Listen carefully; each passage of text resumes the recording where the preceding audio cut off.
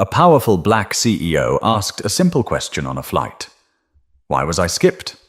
What followed exposed more than bias. It exposed how quiet moments can speak volumes. Maurice Lattimore had been up since 4:15 a.m., his phone buzzing before the sun even considered rising. He was used to mornings like this. In fact, he preferred them. Early flights meant fewer interruptions and more time to think. And today wasn't just another day at the office. It was a high-stakes meeting in Boston that could reshape the next phase of expansion for his logistics company. By 6:10 a.m., he was seated in first class aboard Flight 2237, waiting to taxi out of General Mitchell International Airport in Milwaukee. His seat was 3A, a window spot with a clean view of the runway, and no one beside him, something he appreciated. Maurice, 48, wore a navy suit with a white shirt, no tie, collar open. His tablet rested on the tray in front of him, displaying notes and performance reports. He scrolled slowly, eyes focused, but relaxed. The plane wasn't full. Business travelers mostly, some in suits, some in joggers and headphones. The air held that distinct mix of reheated coffee and recycled cabin breeze. Maurice didn't care. He was locked in, already preparing responses to the board's likely objections. "Good morning, sir," a voice said briefly. A flight attendant, blonde, early 40s, ponytail pulled tight, barely made eye contact as she passed by. No offer of water, no warm greeting, just a glance and gone. He didn't react. No need to read too much into it. Not yet. Across the aisle, a woman in her 70s glanced up from her crossword puzzle. Her name was Helen McKinley.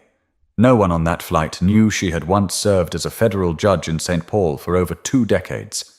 She looked like someone's grandmother, hair pulled back in a loose bun, dressed in a brown cardigan and loafers. She noticed the greeting Maurice received. Or rather, the one he didn't. Helen didn't say anything, but her eyes lingered on the way the attendant skipped Maurice and beamed at the man in 3C moments later. She'd seen enough in her lifetime to recognize quiet patterns. And sometimes those patterns were louder than words. Maurice kept reviewing his notes. Every so often he'd shift slightly in his seat or glance around. Still no drink, no hello, just the low murmur of the cabin and the occasional click of a seatbelt. 25 minutes later, the plane lifted into the sky. It was a smooth takeoff. Passengers settled in, pulling down window shades or adjusting neck pillows. Maurice closed his tablet and leaned back slightly. For a moment he thought about home. His daughter's art show was next week. She'd begged him to come this time. He'd already told his assistant to cancel everything that day. He wasn't missing it again. A different flight attendant walked by, a younger man this time, and handed menus to the passengers in rows 1 through 3. He skipped Maurice. Flat out skipped him. Helen raised her eyebrows slightly but stayed quiet. The man paused beside the woman in 2A. "Would you like the mushroom omelette or the croissant with smoked salmon?" he asked her, grinning. Maurice waited. Nothing. He cleared his throat gently. The flight attendant didn't look back. Eventually, a third attendant came by to offer warm towels. This one stopped short at Maurice's seat before abruptly moving to the next row. Maurice watched, then slowly turned to look out the window. His expression didn't change. His body didn't shift. But inside, something settled. Not shock, just recognition. Helen watched all of it. Her eyes tracked each exchange, each moment skipped.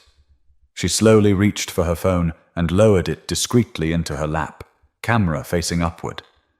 But something was about to happen that would shift the weight of this quiet flight onto an entire nation's conscience. By the time the cabin lights dimmed for the breakfast service, Maurice already knew how the rest of the flight would go. He'd seen it before.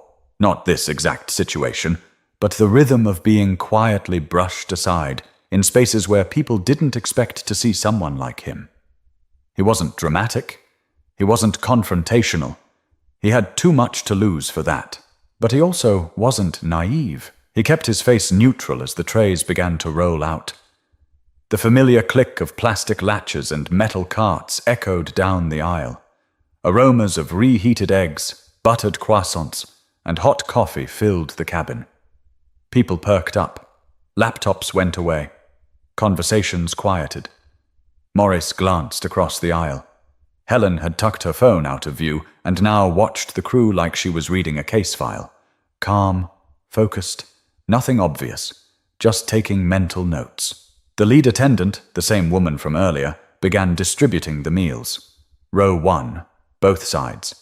Then 2A and 2C. She smiled, made small talk. She placed the tray in 2C's lap with a, "Here you go, sir," and a wink that felt practiced. Then she reached Maurice's row. She skipped him without breaking stride. "Smoked salmon or the omelette?" she asked the man in 3C. Maurice sat up slightly, politely. "I didn't get a menu," he said, his voice steady. The attendant glanced at him quickly. "Oh, we're actually out of meals." Her tone was flat. No apology, no explanation. She turned her head to 3C again. "But he's getting his," Maurice said, glancing at the tray being unwrapped just 2 feet away. She didn't answer, just moved on, pushing the cart forward. Maurice leaned back in his seat, eyes fixed on the window. The sky outside was smooth and cloudless. Inside, the silence was much louder now. 3C, a man in his early 30s, wearing Beats headphones, looked over awkwardly. "You want mine, man? I don't even eat eggs." Maurice shook his head once, gently. "Thanks, but don't worry about it." The cabin grew quiet again. Helen's phone was angled down toward her coat pocket, camera rolling. Her hand never moved. She looked out the window like she wasn't watching anything, but her ears caught everything. About 10 minutes passed. Then another attendant, tall, younger, with a shaved head, walked through checking trays. He stopped when he saw Maurice without one. "Did you not get a meal, sir?" he asked, genuinely confused. Maurice looked up at him. "I was told you were out." The young man blinked. "Let me check." He turned and walked briskly toward the galley. A few moments later, he returned with a sealed omelette tray. "We had 3 extra," he said, placing it down gently. "I'm really sorry about that. Not sure what happened." Maurice gave a polite nod. "Appreciate it," but he didn't touch the tray. It just sat there. Cooling. Helen leaned forward slightly and spoke for the first time. "May I ask something?" she said quietly. Maurice turned to her. "Would this have gone the same way if you looked different?" Maurice exhaled slowly through his nose, almost a laugh, but not quite. "I ask myself that more times than I can count," he replied. Neither of them said anything else for the next half hour, but the silence between them wasn't empty. It was full of understanding, of calculation, of knowing exactly how thin the line is between being served and being ignored, and how often that line moves depending on who's watching. A few rows back, someone scrolled past a tweet about breakfast. Another passenger chuckled at a podcast. In 3A, a man in a navy suit sat perfectly still beside a full meal he never asked for and wouldn't eat. But the real story hadn't even started yet, and what was quietly captured on Helen's phone was about to make a lot of people very, very uncomfortable. By the time the captain announced their descent into Boston, Logan, the flight attendants had returned to autopilot, smiling, offering water refills, collecting trays. No one mentioned what had happened in row 3. Maurice hadn't touched the omelette. He had spent the rest of the flight rereading the quarterly review on his tablet, not because he was focused, but because it gave him something to look at that wasn't a wall of forced politeness and invisible lines. Helen McKinley had stopped pretending to do her crossword. Instead, she'd watched, quietly, carefully. Her phone rested face down on her lap now, but she'd gotten what she needed. 3 minutes and 17 seconds. That's how long the recording was. Enough to show the moment Maurice asked why he was skipped. Enough to catch the way the lead flight attendant's tone turned sharp when answering him. Enough to highlight the expression on Maurice's face.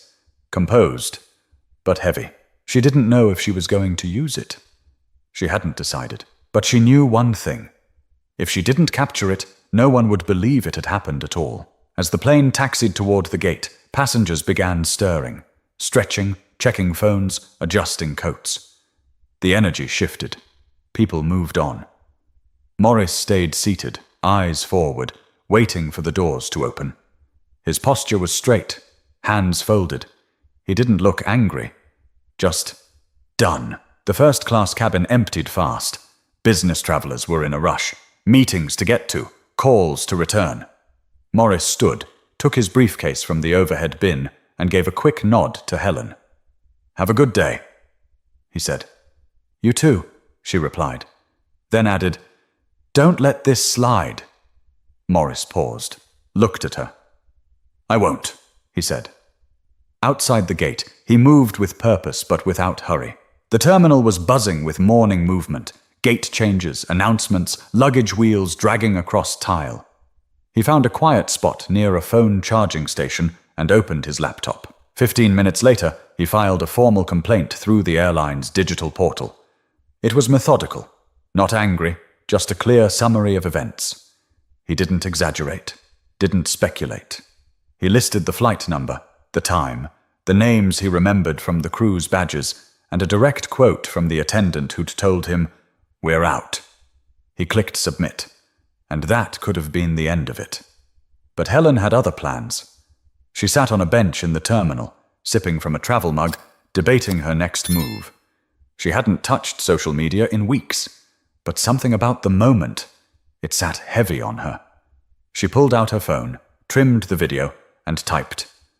"I never post things like this, but what I witnessed on Flight 2237 this morning left a knot in my chest.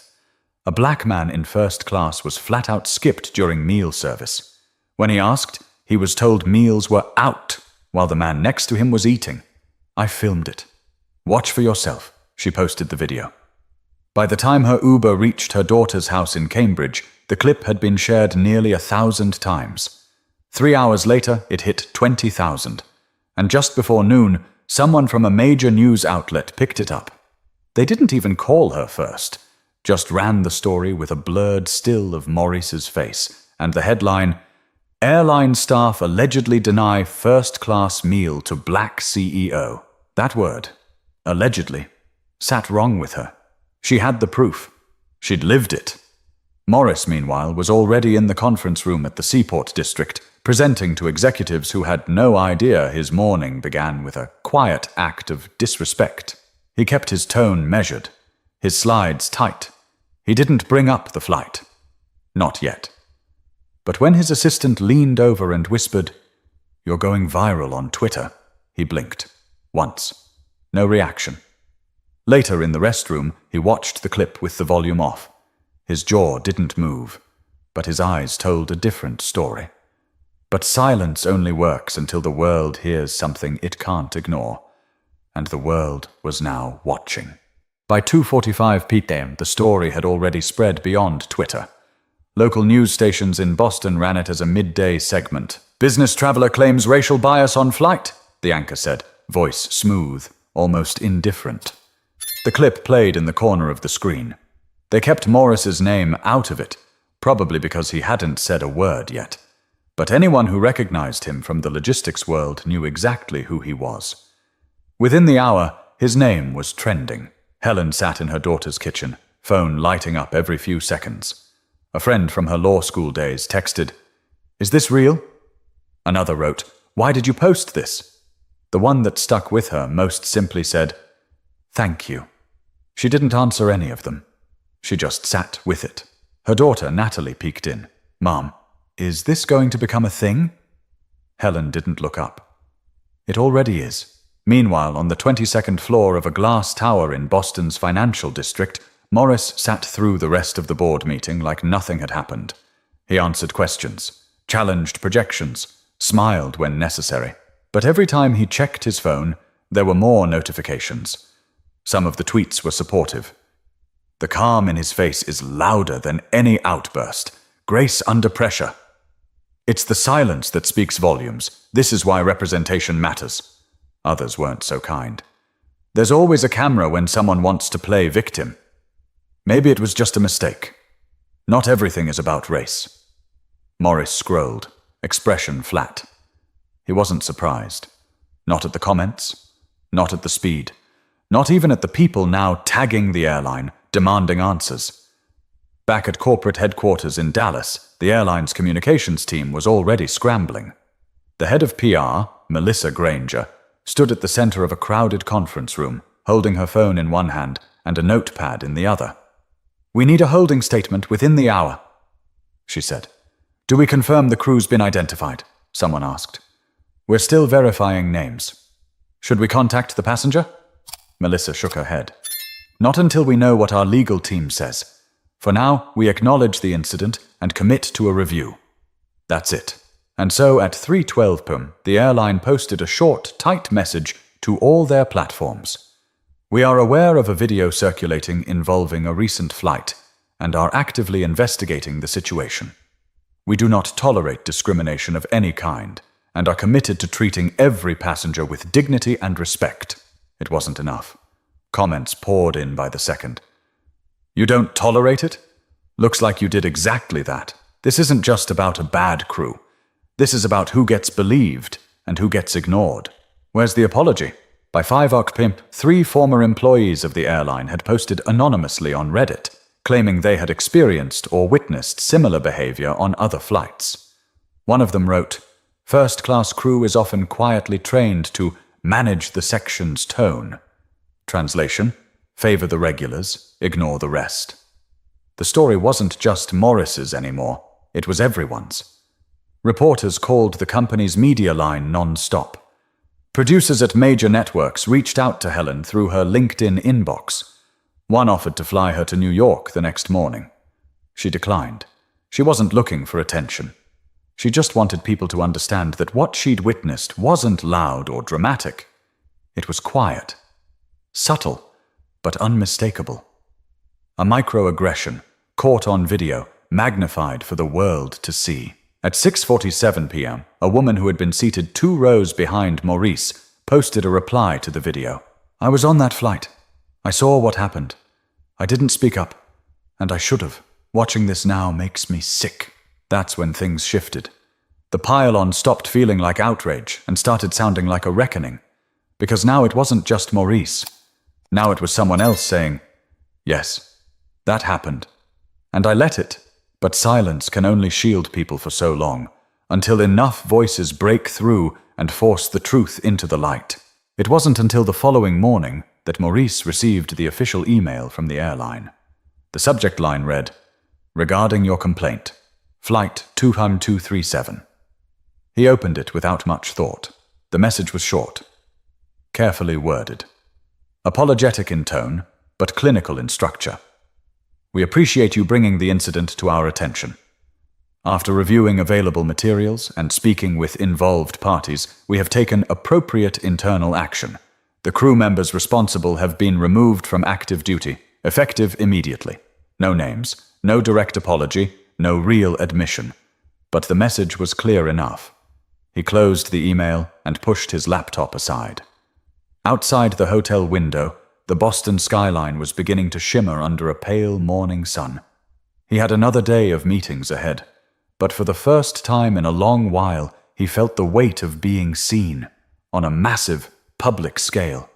Not because of what he said, but because of what someone else had witnessed. He didn't know Helen's last name until a producer from a cable news show called his assistant asking for comment. That's how he learned it. McKinley, retired federal judge. She'd gone on the record that morning.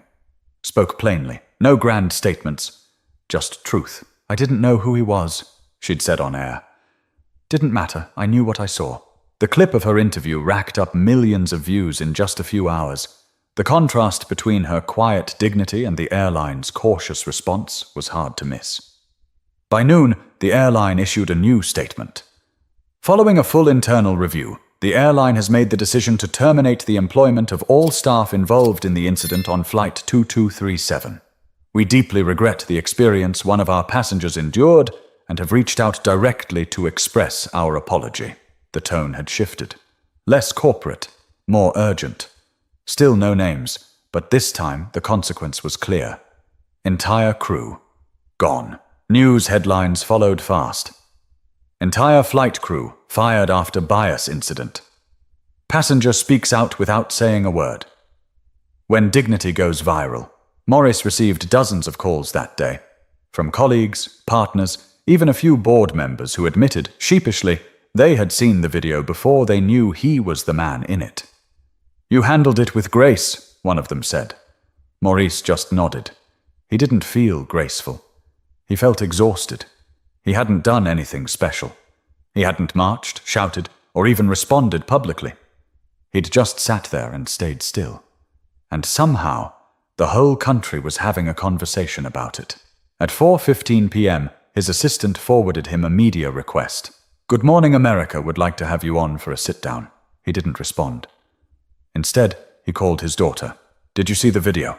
he asked. There was a pause. Then her voice. "Yeah, I saw it yesterday. Everyone did. You okay?" "I'm fine," she said. "Are you?" Maurice didn't answer right away. He looked out the hotel window, phone pressed to his ear, watching a man in a reflective vest walk between luggage carts. "I'm used to it," he said. "But that doesn't mean it's okay," she replied. He smiled softly. She was right. Across the country, opinion pieces flooded the internet. Some praised the airline for acting swiftly. Others criticized them for not addressing the deeper issue. One columnist wrote, "It's not about firing a crew. It's about why people felt comfortable enough to behave that way in the first place." That line stuck with Maurice, because that's exactly what he'd been thinking. But knowing you're right doesn't always mean you're ready to speak. And Maurice still hadn't spoken a word to the public, not yet. 2 days later, Maurice stood behind a podium in a conference center in downtown Cincinnati. It was an annual summit for supply chain executives, a place where words like efficiency, resilience, and logistical innovation got tossed around like currency. He hadn't planned to address the incident.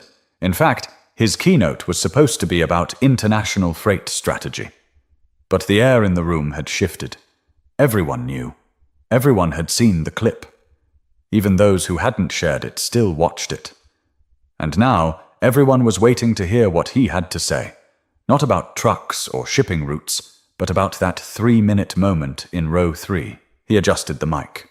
"I'm going to take a detour from my prepared remarks," he said. "We'll get to freight strategy in a bit." A few people chuckled.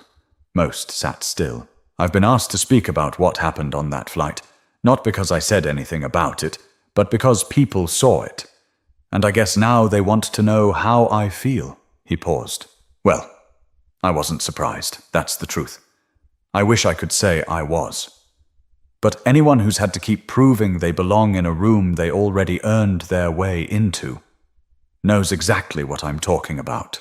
The silence in the ballroom stretched. No one checked their phone. "I didn't raise my voice. Didn't demand anything. I didn't record anyone. I didn't make a scene. I asked a question. I got an answer. That's all." He leaned slightly forward. "But here's what matters. Someone else saw it. Someone who didn't have to say anything." And they did. A few heads turned toward Helen, who sat in the 4th row, invited by the organizers at the last minute. Maurice continued. "You want to know why that video hit a nerve? Because people saw someone being treated like they didn't matter, and they recognized it. Maybe they'd been there. Maybe they'd looked away before. Maybe they saw a reflection of something they'd rather not admit." His voice was calm, measured. He wasn't preaching. He wasn't trying to make a point. He was telling the truth, and that was enough. It was never about a meal. Let's stop pretending it was. It was about how quickly people decide who's worth respect, who deserves attention, who gets the benefit of the doubt. A man in the back shifted uncomfortably. A woman near the aisle dabbed her eyes. Maurice glanced down for a second, then looked up again. "I've been in rooms like this for decades, and I've learned that the hardest part isn't earning your place. It's staying silent when people pretend you haven't. We're taught to smile, nod, keep things moving. Don't rock the boat. Don't make people uncomfortable." He took a slow breath. But what if being comfortable is part of the problem? The room stayed still. Not frozen. Just listening. "Look, I'm not here to cancel anyone. I don't want revenge. I want people to pay attention. Not to the video, but to the moment. Because that moment happens every single day, in boardrooms, lobbies, waiting rooms, classrooms, airports. And most of the time, no one's filming. He stepped back from the mic just slightly. So no, I didn't go viral. The truth did. And maybe that's what we need more of. There was no applause right away, just silence. Then one person clapped. Another. Soon the room filled with the sound, not loud or explosive, but steady, thoughtful, real. Helen didn't clap. She just watched him the whole time, hands folded in her lap. She didn't need to applaud. She already knew. Maurice gave a small nod of thanks and stepped down from the stage. But while the room sat with his words, another story had already begun. One not about airlines or outrage, but about two people quietly linked by a moment neither of them asked for. 3 weeks later, the internet had moved on. New headlines, new controversies, new clips gone viral. That's how things worked. People shared, reacted, debated, then scrolled to the next thing. But not everyone forgot. Maurice was back at his office in downtown Minneapolis, catching up on operations after 2 weeks on the road. His assistant buzzed in. "There's a visitor here to see you. Says her name is Helen McKinley." He looked up from his laptop, surprised. "Send her in." Helen stepped in wearing a deep grey wool coat, the kind you hold onto for years because it fits just right and works with everything. She carried no bag, no phone in hand, just a quiet presence. "You didn't have to come all this way," Maurice said, standing to shake her hand. "I was visiting my granddaughter in St. Paul," she replied with a smile. "Figured I owed you a face-to-face.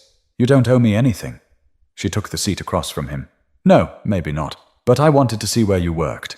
Meet the man behind the silence." Maurice sat back, exhaling through his nose. "Well," he said, "this is it. Paperwork, coffee that's never hot enough, and a never-ending stream of meetings." Helen smiled. They sat in silence for a moment. Not awkward, just comfortable. "Do you regret posting the video?" he asked eventually.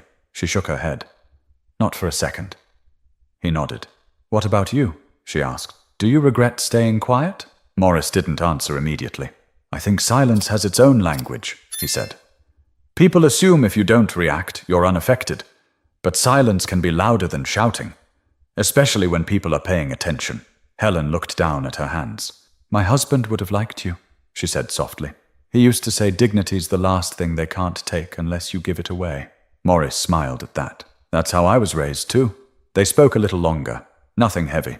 She asked about his daughter's art show. He asked about her time on the bench. They shared stories, laughed at the absurdity of public opinion, and at how neither of them had planned for any of this. As she stood to leave, Helen paused by the door. "I didn't record that video because I thought it would make a difference," she said. "I recorded it because I didn't want to pretend I hadn't seen it." "That made all the difference," Maurice replied. She gave him a small smile and left. That evening, he stayed late in his office. Outside, the winter sun dipped low behind the buildings, casting long shadows over the city. He stared at the blank screen of his tablet, then opened a new note. At the top he typed, "Every day we're given a choice. Look away or pay attention. Speak or stay silent. And sometimes the loudest truth is the one no one wanted to catch on camera." He paused, then added, "Respect is not a favor. It's a starting point." He saved the file, closed the app, and sat back in his chair. He hadn't planned for any of this, but maybe that's the point. Sometimes it's the stories we never choose that end up changing us the most. Not because of how loudly they're told, but because of how clearly they're seen. If this story moved you, share it. Not for the clicks, not for the outrage, but to remind someone, anyone, that quiet moments matter. That how we treat each other when no one's watching is the real test, and that every person, no matter where they're seated, deserves to be seen. Subscribe for more stories that remind us what it means to be human.